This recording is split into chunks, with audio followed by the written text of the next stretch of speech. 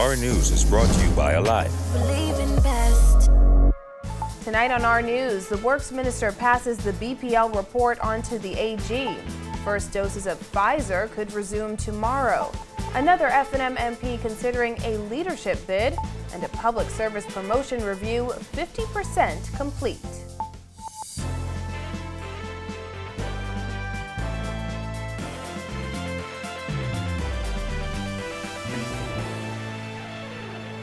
Welcome to Our News, and thanks for joining us. I'm Christina Dragovich.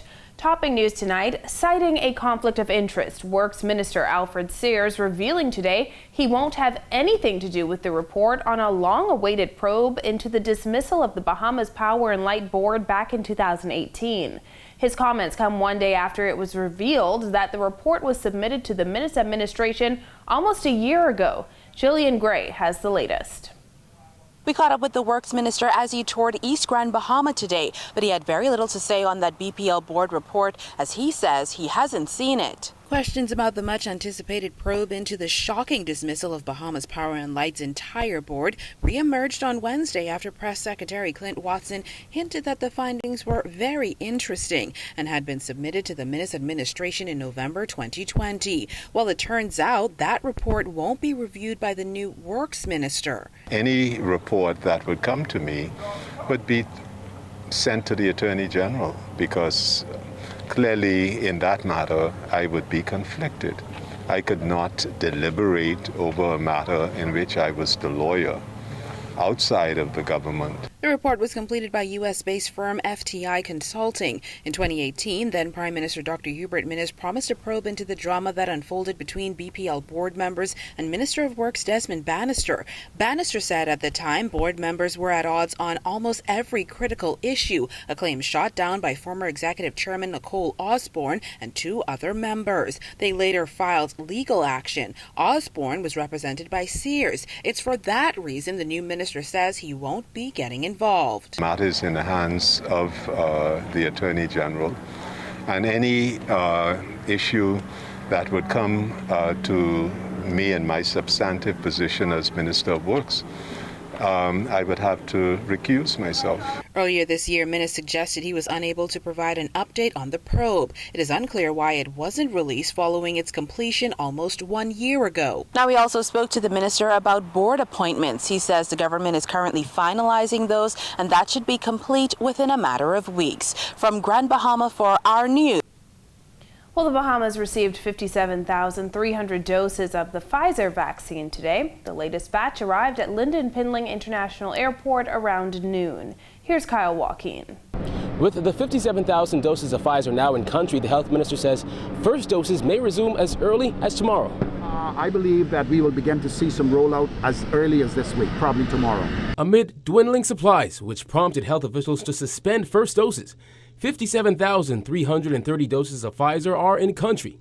It's the fourth round of vaccines to come from Paho's COVAX facility.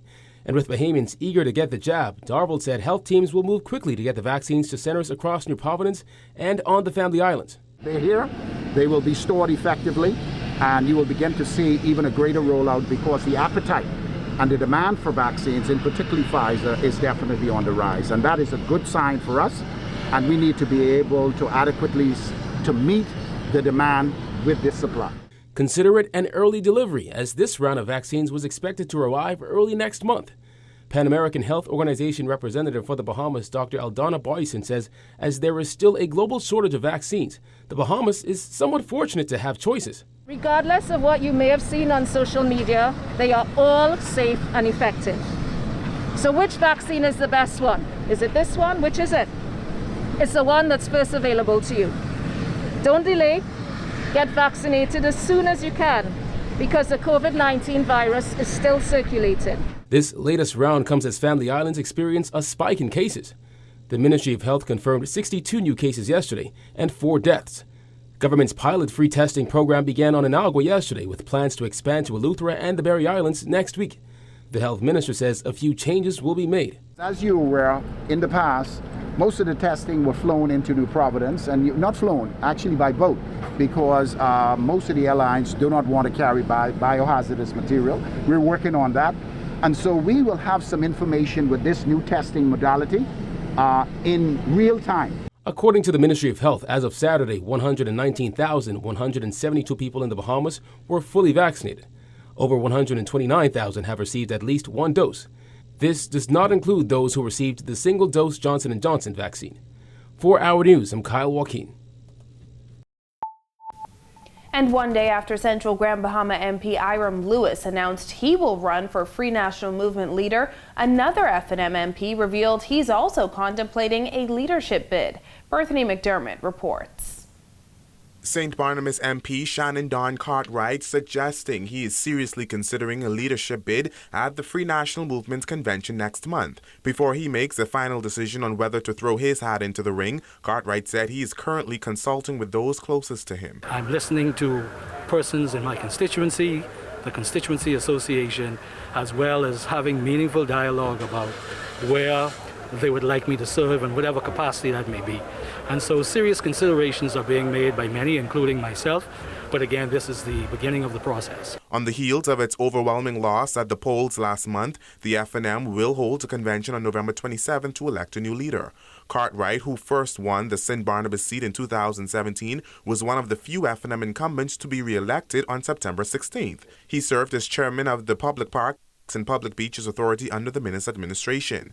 Heading into the one-day convention, he said the party must assess where it is now and chart the way forward. What the Bahamian people wants from your political party, particularly after a loss in a general election. On Wednesday, Central Grand Bahama MP Iram Lewis announced his plan to run for F&M leader. It is rumored that Marcos City MP Michael Pintard may do the same. F&M leader Dr. Hubert Minnis has dodged questions about another leadership bid, but he suggested that will be revealed at the party's anniversary church service on Sunday. Dr. Minnis has said that he intends to be an integral part of a possible transition and renewal, again, however that looks. So I can only opine on what Dr. Minnis has said, and if anything changes, I can definitely offer a strong opinion relative to that, if that should happen. We also asked political newcomer St. Anne's MP Adrian White who he will support in the leadership race. I would support the person in my mind is the best one to lead the party going forward from where we are right now, and that may be Dr. Minnis, that may be Iram Lewis, who recently indicated his leadership bid, and that may be at one or two others of our existing MPs, and it could even be someone that's not a member of Parliament. But ideally, the leader of the party will be a member sitting in the House of Assembly. Reporting for Our News, I'm Bethany McDermott. Minister of State for Public Service Pia Glover-Roll revealing a review of public service promotions is about 50% complete. She says the plan is to complete the process by the end of the month, and public servants could get some news in the next few days. We are about halfway through, but you will hear in the next few days even some developments that are coming out of that. So the process is going smoothly, as I promised. We're going to be as expeditious as possible, and that is happening. We're working hard to make sure the process comes to an end very soon. I want to say even by the end of this month. The Davis administration halted public service promotions carried out shortly before the general election to ensure they were not political and were based on merit. There are persons who have been awaiting confirmations, promotions, reclassifications for probably a decade in some instances. Some persons that unfortunately are not even here with us anymore. So it is in that vein that we're trying to work as expeditiously as possible, and all will be looked at. We're looking at all of those matters in this process and this exercise that is ongoing. Health assessments of schools on every island are underway to determine how and when public schools can resume face-to-face learning. Health Minister Dr. Michael Darville says they still have to assess schools on Andros, Bimini, and San Salvador, but early findings show some family islands can resume in-person learning soon. We intend to do it in a very systematic way, but I'm pleased to report that many of our family island schools, the numbers are low, and there's not a lot of individuals in the classroom, and so they have the capability to launch a hybrid model or even possibly face-to-face in very short order once some basic repairs are done at the school and some additional preparations that I need to do in our clinics. State Minister for Education Zane Lightbourne said he hopes face-to-face learning will resume by year's end. Dr. Darville says while the final decision lies with educational officials, the ministry's assessment will help to determine the safest way for students to return to the classroom. And my job is to make sure that when we make a decision, and one hat don't fit all, which means that a decision we may make in Bimini may be completely different than the decision we may make in Inagua. And so it's important that we come up with a strategy to make sure that the healthcare protocols that we're putting in place, that the Ministry of Education's facility has the capability to be able to implement what we are requiring, because our children, health and safety is very important. Partly cloudy skies outside our studios tonight. Greg Thompson is in the Weather Center with the latest. Thanks, Christina. Welcome, everybody, for your first look at weather, brought to you by Ports International, trusted medical supplies for a better quality of life. Another breezy evening outside our studios right now. Temperatures are in the low 80s once again, partly cloudy. We are going to call it breezy. Winds out of the east at 10 knots, and they are gusting at times, and you'll feel slight temperature in the comfortable mid to low 80s. Satellite view, easterly winds bringing in some low-level moisture across us, allowing us to moisten up a bit. Partly cloudy skies across the islands. A frontal boundary still parked near the southeast Bahamas with some showers and thunderstorms. That's your first look at weather. Stick around. There's more weather to come. Still to come, the Works Minister tours East Grand Bahama, a look at his initial findings, and remembering trade unionist Keith Archer. Stay with us. Welcome to our news and thanks for joining us. Topping news tonight. COVID-19 remains a serious threat. Coronavirus COVID-19 has disrupted our economy, tourism industry, educational system, and put our healthcare facilities and professionals on high alert. Are you prepared? Do you have all the facts? Stay tuned to this network for the very latest news and information on this global pandemic.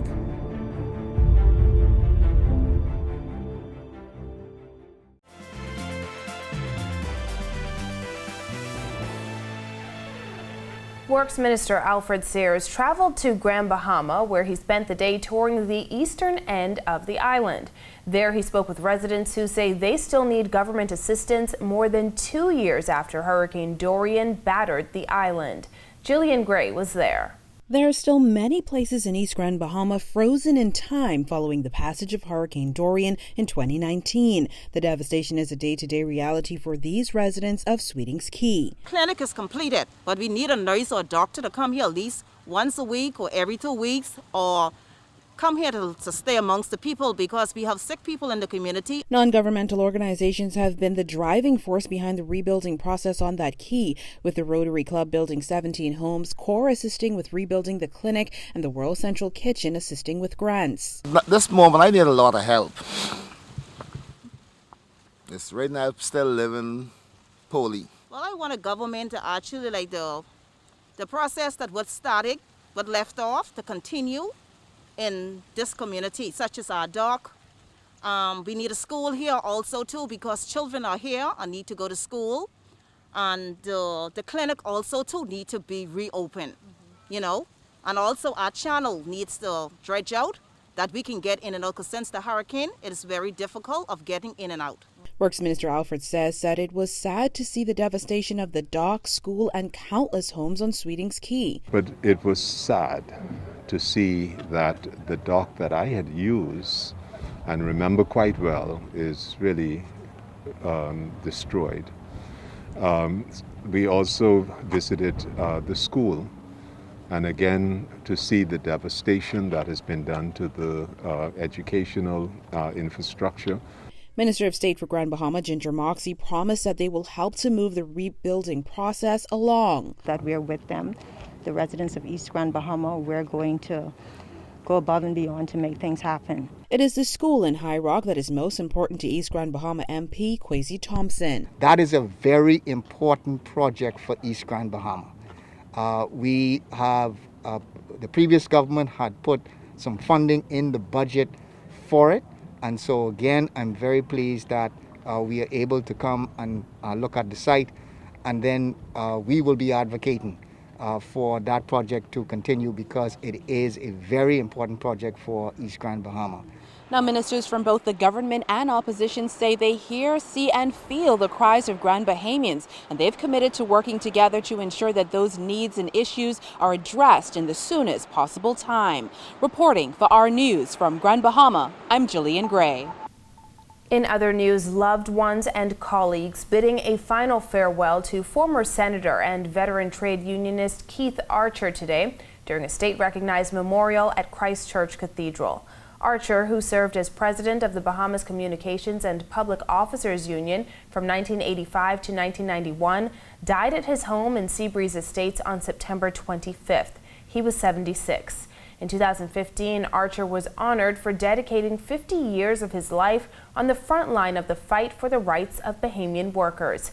Hailed as a legend in labor, Archer, who was affectionately called Muggins, was responsible for spearheading the BCPOU medical and pension plan and a housing program for union members. Still ahead, the singing bishop breaks out his happy dance, plus the Don't Blink Home Run Derby is back. The details when our news returns.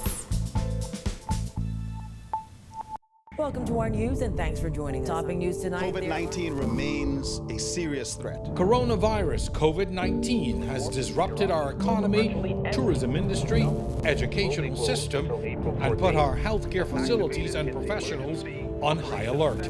Are you prepared? Do you have all the facts? Stay tuned to this network for the very latest news and information on this global pandemic.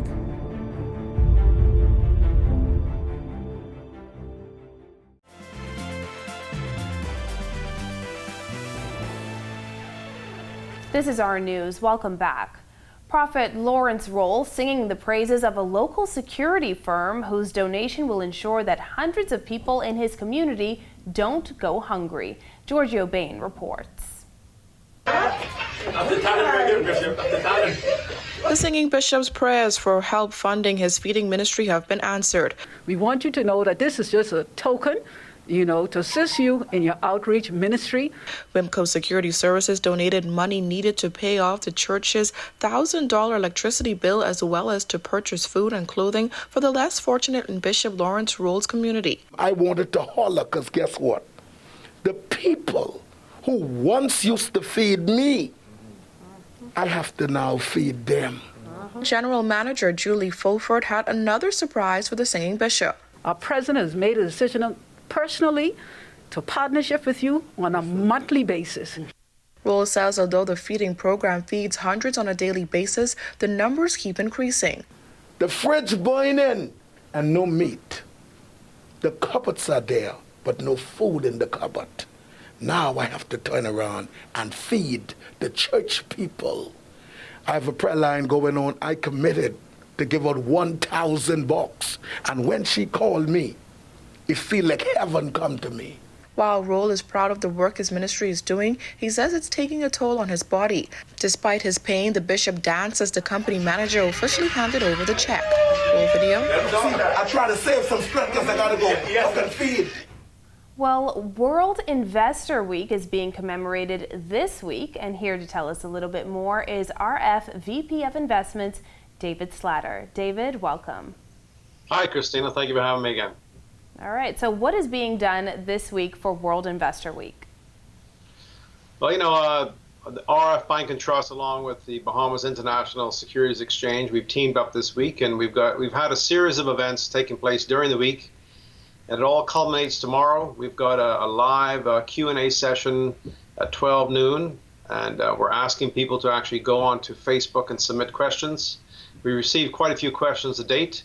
We're going to answer those questions live tomorrow at 12 noon. And if you'd like to submit questions, you can go on RF's Facebook page, that's at RF Bank Trust, or on the BISX Facebook page, which is at BISX Exchange. You can always go on our website, www.rfgroup.com. You can also use that as a medium to submit questions. So it's an exciting opportunity to increase investor knowledge so that people feel more confident and comfortable when it comes to investing, which is essential for preparing for your children's education, preparing for retirement, preparing for these unexpected expenses that occur during life. So it's an exciting time. So is this also a chance for people who know absolutely nothing about investing to kind of get their feet wet?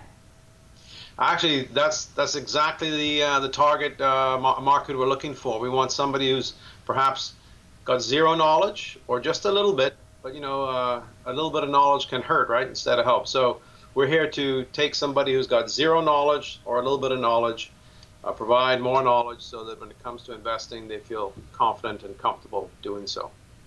Well, thank you so much for your time and your insight, Mr. Slatter. As always, if you want the full schedule, visit rfgroup.com/investwell. Correct. Thank you. Thank you. Well, Bahamian NBA star is making their season debut. Marcellus Hall has that and more tonight in sports.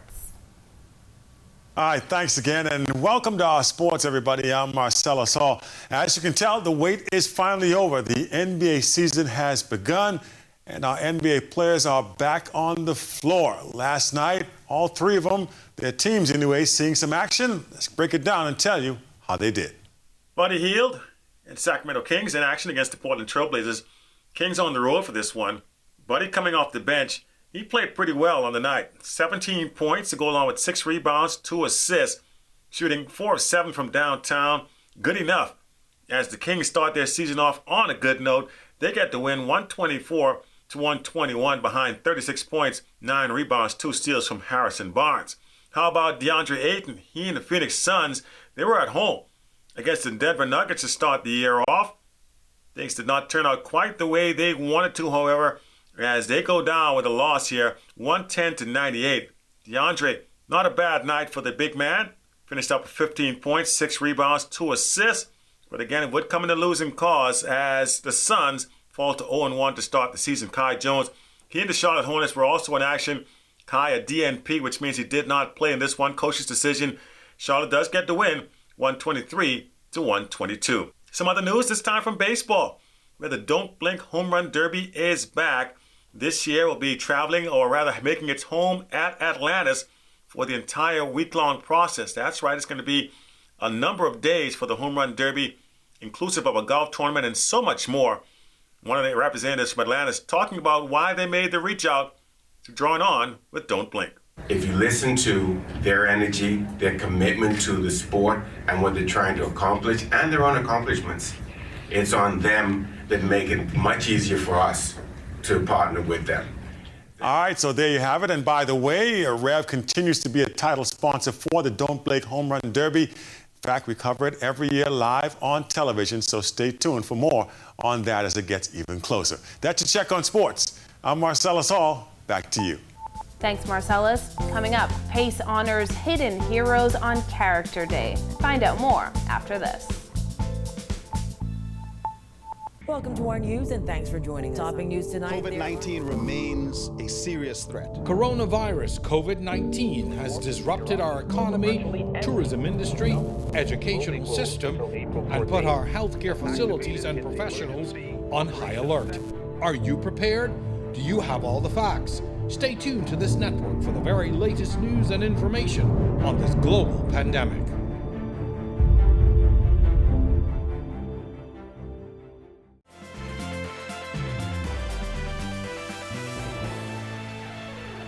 Welcome back to our news. Some showers and thunderstorms move in. Greg is back in the Weather Center with the details. Thanks again, Christine. Welcome back, everybody, for your second look at weather. High pressure system to the north of us sliding out towards the east, allowing our winds to become more easterly. That's bringing in some Atlantic moisture. So we had some partly cloudy skies, as well as the breezy conditions continuing. And that frontal boundary, it's now parked near the southeast Bahamas, Turks and Caicos Islands, and the Nagua area, seeing some showers and some thunderstorms. We will repeat this weather pattern before things start to clear up. Tropical wave moving to the south should trigger some showers. The rest of the tropics remaining quiet, and tropical cyclone formation is not expected through the next 5 days. Beaching and boating forecast for all areas tonight through tomorrow. Your winds will be out of the east to southeast at 15 knots, and they will be gusting at times over the open waters. Seas running 3 to 5 feet. Your high tide will be at 9:12 tonight. Here's a look now at your national forecast.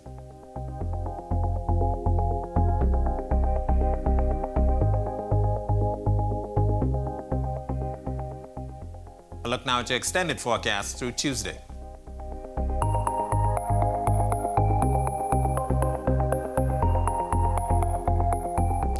mixed bag of some clouds and some showers into the weekend. Make it a great day. Back to you, Christina. Thanks, Greg. 11 finalists were honored by Pace Foundation for Character Day, including 11-year-old Cheyenne Thompson of Stephen Dillett Primary, who's being raised by his single father. Despite financial challenges, he is excelling in school and volunteers.